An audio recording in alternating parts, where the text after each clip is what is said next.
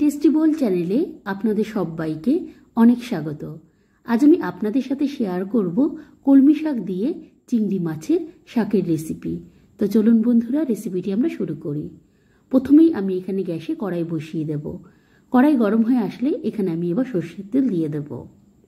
তেল আমি কিন্তু এখানে একটু বেশি পরিমাণেই ব্যবহার করেছি।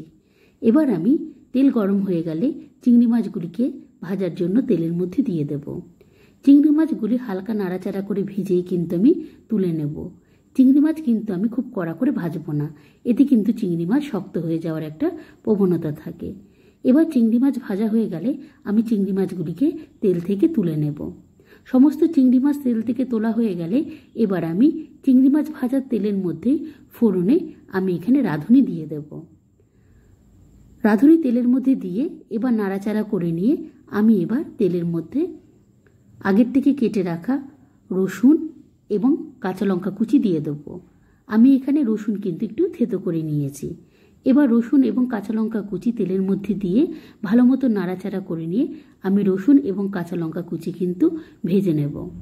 আমি কিন্তু এখানে কাঁচা লঙ্কা এবং রসুন খুব কড়া করে ভাজবো না, হালকা লাল হয়ে আসলেই এবার আমি তেলের মধ্যে হলুদের গুঁড়ো দিয়ে দেব।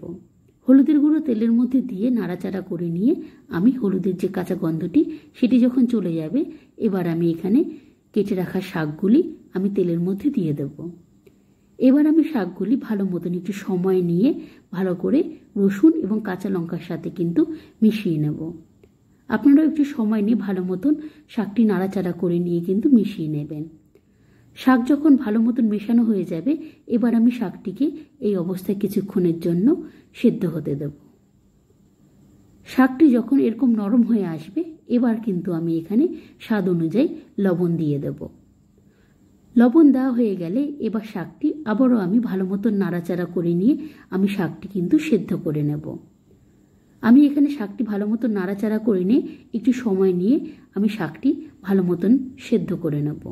এই সময় আপনারা গ্যাসের ফ্লেম একটু মিডিয়ামে রেখেও কিন্তু শাক সেদ্ধ করে নেবেন। এবার যখন শাক ভালো মতন সেদ্ধ হয়ে আসবে এবার আমি এখানে আগের থেকে ভেজে রাখা চিংড়ি মাছগুলি আমি এবার শাকের মধ্যে দিয়ে দেব।